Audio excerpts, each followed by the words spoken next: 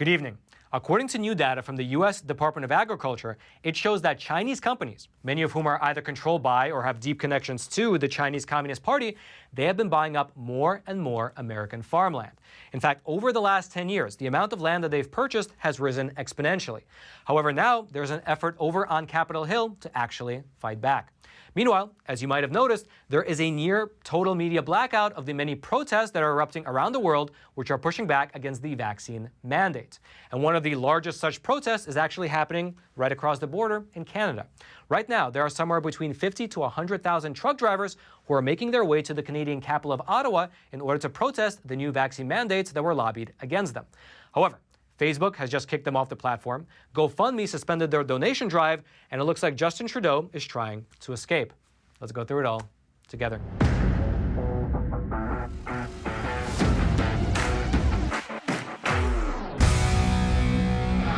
This is your daily Facts Matter update, and I'm your host, Roman, from the Epoch Times. And now let's begin today's discussion by talking about how China is buying up more and more American land. Now, you might not know this, but Chinese entities, many of whom are either controlled by or have very, very deep connections to the Chinese Communist Party, well, they have been buying up hundreds of thousands of acres of arable land across the United States. And this appears to not be happening by chance. Instead, it appears that this is actually part of a program which has a name within the country of China. They call it the Food Silk Road. And there are a lot of different initiatives within that program, such as investing in infrastructure, setting up free trade agreements with different countries, and of course, acquiring farmland on foreign soil.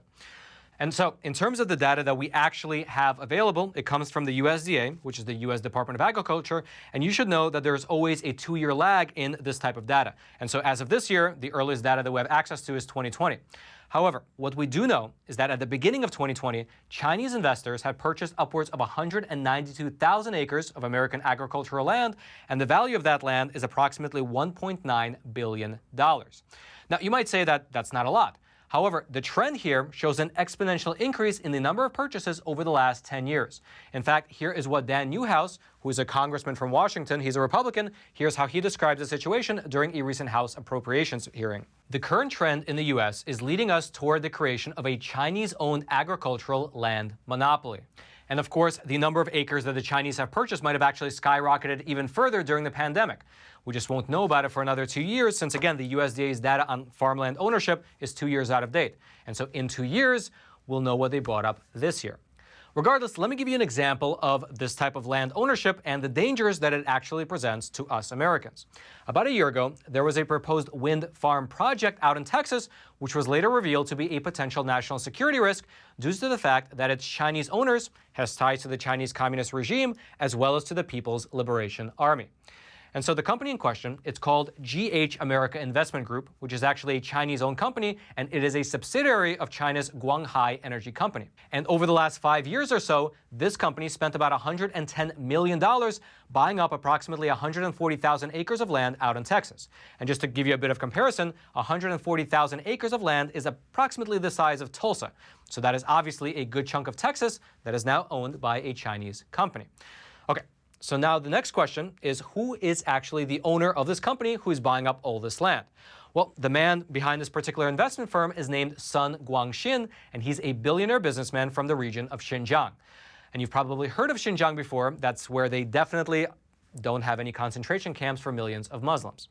Regardless, Mr. Sun, who is behind this wind turbine company, he is a former officer of the People's Liberation Army, and he's also currently the richest person in the Xinjiang region. According to Fur, he has a net worth of approximately $1.9 billion. And I think it goes without saying that the interest of the billionaire class in China, alongside the interest of the Chinese Communist Party, well, they are intertwined like peanut butter and jelly. And so Mr. Sun's plan out in Texas is to build between 50 to 130 wind turbines and then feed that energy into the Texas electrical grid. And what's really interesting to note here is that the Treasury Department, the U.S. Treasury Department, they actually reviewed this acquisition of land, and they also reviewed the project itself, and they determined that the wind farm did not pose a national security threat.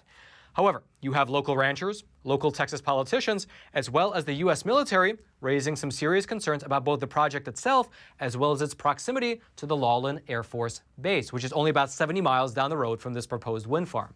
And in terms of what the potential dangers actually are, Well, being so close to the base, American Military News, which is a military publication, they noted that not only is there the real possibility of spying, as well as potentially interfering in flight training, but also the Air Force Base's power supply could be made vulnerable if you have a Chinese electrical company plugged into the grid just 70 miles down the road. And generally, it's well understood that the power grid is a form of U.S. critical infrastructure that can pose a risk to the entire Texas electrical grid. And as an example of how that might actually play out in practice, well, you might remember how back in March of 2019, there was a power grid attack that happened out west, and it disrupted California, Utah, as well as Wyoming's electrical utility systems for several hours. And so naturally, allowing a Chinese company to connect to the U.S. power grid, well, it raises some serious cybersecurity concerns, which are then amplified by the fact that this wind farm is situated just 30 miles from the U.S.-Mexico border and just 70 miles from the Air Force Base. And so that is just one example of the risk posed to Americans. However, this initiative by the Chinese is not limited exclusively to only the land itself. And as an example of what I mean by that, there was a case that took place back in 2017 when a Chinese state-owned company called the China National Chemical Corporation, otherwise known as ChemChina, they acquired another company called Syngenta for $43 billion. And what's interesting to note about that particular acquisition deal was that a lot of mainstream news pundits, they actually said it was a bad business decision on the part of the Chinese. However, maybe they were not looking at the full picture, because in this acquisition, perhaps the Chinese firm was not looking for a large cash-on-cash return. Maybe they were looking for some other type of intangible benefit that owning Syngenta would offer them. Here's how the National Pulse describes the situation with this acquisition. Syngenta is the world's largest crop protection maker and third largest seed supplier. The now CCP, which is the Chinese Communist Party-backed company, operates in 16 different states, invests in agricultural research and development every year, and employs more than 4,000 Americans in 41 states, which can be a great backbone to all the land that the Chinese are buying. However, there is an effort in Washington, D.C. to push back against this Chinese takeover of Americans' farmland. In fact, House Republicans, they recently introduced amendments to H.R. 4356, which is the Agriculture, Rural Development, Food and Drug Administration and Related Agencies Appropriations Act of 2022. And those amendments, they will block any new agricultural purchases by companies that are wholly or even partly controlled by the Chinese government. And it would also bar Chinese-owned farms from tapping into federal support programs. Here's specifically what the relevant part of that bill would say, and for your reference, the relevant part comes under Section 777. Here's what it says, quote, "The Secretary of Agriculture shall take such actions as may be necessary to prohibit the purchase of agricultural land located in the United States by companies owned in full or in part by the People's Republic of China. Beginning on the date of the enactment of this act, agricultural land owned by the People's Republic of China or companies owned in full or in part by the People's Republic of China shall not be eligible for participation in programs administered by the Secretary of Agriculture." If you'd like to read more about the Chinese Communist Party's land grab here in America, or about this new bill which is aiming to actually fight back against it, well, I'll throw the links to several articles into the description box below this video for you to check out. And all I ask in return is that you take a super quick moment to smash that like button for the YouTube algorithm. And now, before we move on over and discuss the massive trucker protest that's making its way to the Canadian capital, as well as the censorship that they're experiencing, well, I would like to take a super quick second to introduce our sponsor for today's episode. This right here is an American Walking Liberty 1-ounce gold coin. And typically, I order at least one of these from our sponsor, American Hartford Gold, every single month. The reason I do so is because, as you likely know, the inflation rate in this country is the highest that has been in, the last 40 years now. Everything such as the price of gas, food, lumber, housing, everything is going through the roof, and the money printers are not seemingly being turned off, and therefore, likewise, the inflation rate will continue to increase. However, I don't give any financial advice, but what I would recommend is that you do what I do, which is buy physical gold and silver, which can be delivered directly to your doorstep or deposited directly into your IRA account or your 401k account. Frankly, they make the entire process super simple. And so with just a single phone call to American Hartford Gold, you can get the process started. They have super friendly staff. And the best part is that to our viewers, the viewers of Facts Matter, they will give you up to $1,500 worth of free silver on your first order. All you have to do is give them a call. So give them a call. It's 866-242-2352. That's 866-242-2352. Or you can just text the word Roman to 65532. American Hartford Gold, thank you so much for sponsoring this episode. Now, Roman in the studio, back to you. And now let's move on over to Canada. And to start with, there was a very, you can say, interesting tweet that was sent out by Canada's Prime Minister, Mr. Justin Trudeau, just earlier today. Here's what that tweet said. "Last night, I learned that I have been exposed to COVID-19. My rapid test result was negative. I am following Ottawa health rules and isolating for 5 days. I feel fine and will be working from home. Stay safe, everyone, and please get vaccinated. Now, there is actually quite a few things going on here that we should unpack. First of all, Mr. Trudeau, who is fully vaccinated, who has just 3 weeks ago received his booster shot, who wears a mask everywhere he goes, and who then furthermore tested negative for COVID, well, he has decided that he needs to isolate himself for the next 5 days. Now, you might ask yourself, is he just being very, very, very cautious? Or is there something else going on? Is there something perhaps happening in Ottawa that he would rather not have to deal with? Well, let's take a look at the calendar of events that are happening over in Ottawa. You have the Ottawa Senators NHL team playing a game of hockey on the 27th. You have the Treadwell snowmobile drag races that are coming up. And though, of course, this is not listed on the tourism website, but you also have between 50 to 100,000 truck drivers who are heading on over to Ottawa in order to protest the country's new vaccine mandates. And wouldn't you know it, they're set to arrive there either later today or tomorrow. Now, in case you haven't heard about this massive protest, which is actually quite possible given the fact that there has been a near total media blackout on the issue, well, let me set the stage for you. Back during the very beginning of the pandemic, truck drivers in Canada, just like truck drivers here in America, they were essential workers who were given as much props by the government as nurses, doctors, and other medical staff were.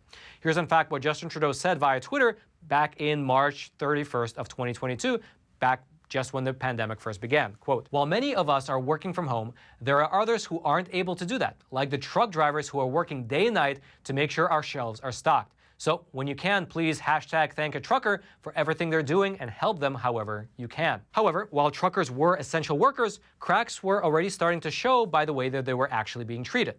Because while publicly you had them being touted as heroes by the federal government, on the ground, a lot of truckers were reporting that they were not even allowed to get out of their rig in order to use the bathroom when they were dropping off their loads.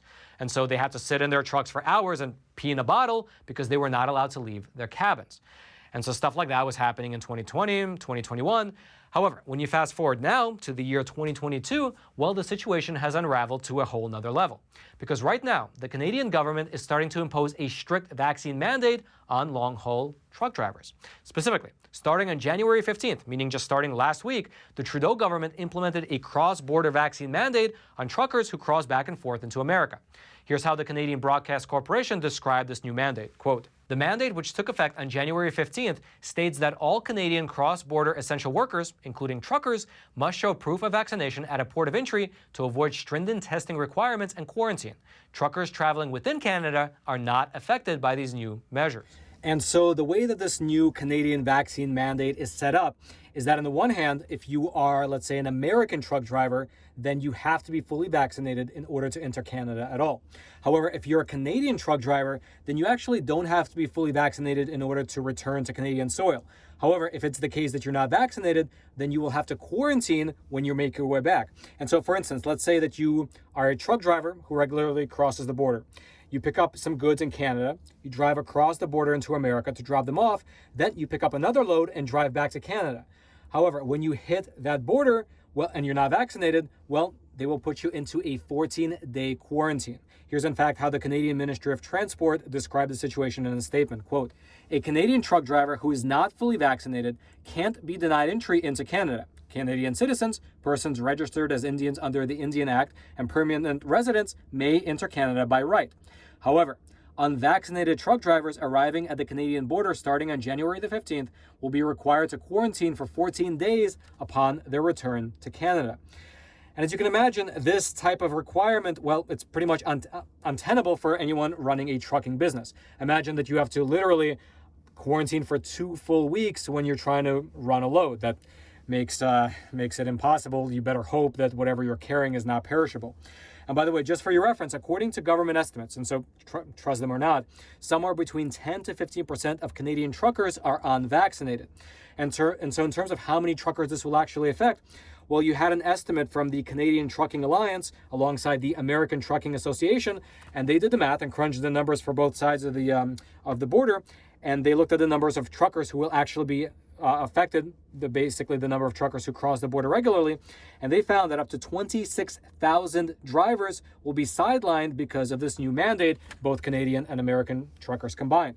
And the problems that this will cause are fairly self-evident, because not only do we have a supply chain issue across North America right now, but even before this whole thing flared up, you had a severe trucker shortage over in Canada. In fact, as of last summer, there were somewhere between 20 to 25,000 truck driver positions that were going unfilled.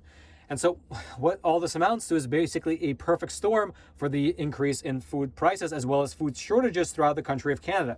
In fact, when you look at the Canadian Consumer Price Index, which was just released earlier this week, here's what you find. The cost of food generally went up 2.2%. But when you actually dig into some of the specific food items, well, some of those rose up considerably more. For instance, things like eggs, they rose 6.3%. Bacon went up 12.5%. Meat went up 4.3%. Seafood went up 3.4%. Fresh fruit was up 2.6%.